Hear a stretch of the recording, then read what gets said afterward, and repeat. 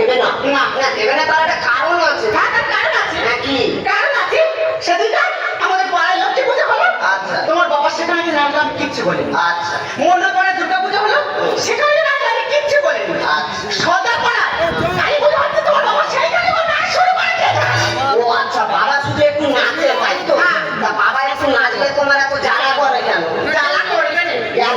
জ্বালা করবে না। কেন? কালকের পাড়া ছেড়ে খেলে প্রায় যাচ্ছে, তার বক্স চালিয়ে আনন্দ করে আসছে। তোমার বাবা